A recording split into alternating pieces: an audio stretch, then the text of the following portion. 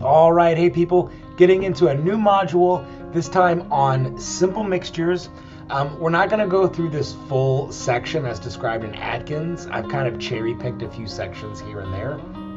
Some of this should seem somewhat familiar, some of it should seem new. So let's go for it. So learning goal number 1, be familiar with partial molar volume changes in simple mixtures. All right, let's do it.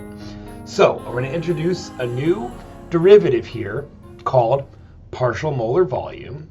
All right, partial molar volume, where that subscript J is any, species or molecule in question. So partial molar volume of water or the partial molar volume of ethanol, for example. And so now going through the rest of this nomenclature, right, we recognize this means constant pressure, constant temperature, and constant total moles.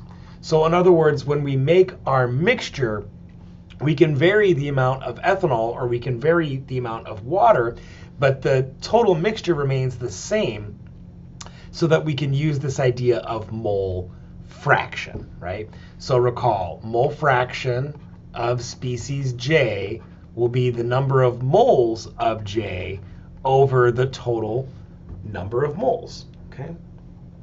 So for example now, if we want to write this out, and let's say we want to write like the total change in volume upon making a mixture of, for now, let's say species A and B. So we're going to mix A and B together. Then we can now write this in the same way we've done with our other total differential expressions. So now I can say partial molar volume with respect to changes in the number of moles of species A, and of course pressure, temperature, and now number moles of B will be held constant, and then that will be times DNA, DNA.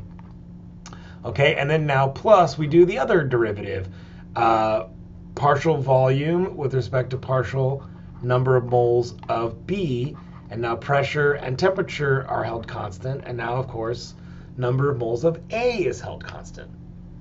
So oftentimes we'll, and then sorry, that's got to be times D in B. So oftentimes in this expression, we'll write this in a shorthand way as the following: dV equals VA dNA plus VB dNB. Okay, so now let's focus on this graph right here. So as you can see, we've got a real example. Instead of A and B, we've got ethanol and water. And if I look at the start of this graph here, at a mole fraction ethanol of 0, that means pure water.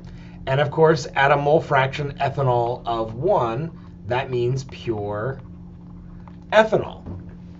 So now if we look at the partial molar volume of water at a mole fraction of 0 ethanol, so pure water, you can see it's roughly 18, and if we look at these units here, that's cubic centimeter per mole.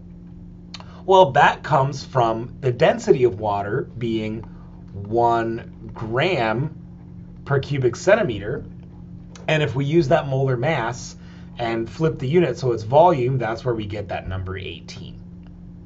And as you can see, when we make additions of ethanol, something really interesting happens. At first, the volume swells. Correspondingly, the volume of ethanol compresses. And this is actually the subject of research. I mean, people do like computational chemistry and molecular modeling to understand why this does what it does. So these are from measurements. So there's some really interesting stuff going on with the hydrogen bonding network at this location. But now as we move past this, and if we keep adding more and more ethanol, you can see overall the water compresses and the ethanol expands. And of course, until we get to where we're at a pure ethanol solution. And of course, that 58 cubic centimeter per mole corresponds to the normal density of just pure ethanol. So there's a really interesting change in thermodynamic environment going on here when we make these additions. right? And so it's all about thinking about how these molecules interact with each other. Are they interacting in some ideal way, or are they interacting in some non-ideal way? So if we think about this with a little bit more detail, we should recognize now, if I look at the total volume of a solution, of a mixture, right, and I look at the amount of any one thing, the slopes of these lines give me the partial molar volume, right? So that slope would be partial of V with respect to partial of A at constant T, P, and number of moles of B. And we'll also notice that we can have positive slopes or we could have negative slopes. Okay, so what does all of that mean? Well, if we keep going with this expression, right, and just noting that we can integrate that expression. So before I wrote that as dV, and for simplicity, right, I'll just write this without the partial quantities, knowing that that is a placeholder for the partial quantity. So I can integrate both sides, right, and I get my total volume. And that just simply becomes VA times NA plus VB times NB. So oftentimes what we see with these kinds of expressions are empirical formulas or polynomials are used to fit measured data.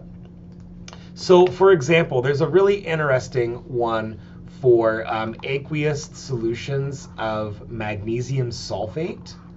So I'll use that one as another example here. So that equation goes something like the following. So V equals, I'm just copying all these numbers down. You don't have to necessarily have these memorized, but this is where, using like a program like Igor and data fitting comes in handy. So this is our equation for the volume of magnesium sulfate solution in water, where now M is the molality of magnesium sulfate.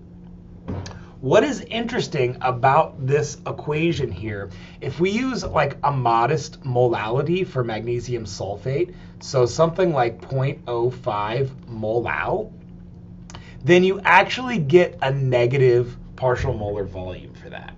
So what the heck does that mean? And so actually I've got that number calculated right here. So it turns out to be for 0.05 molal, let's just write it down directly, it ends up being negative 17.7 cubic centimeters per mole.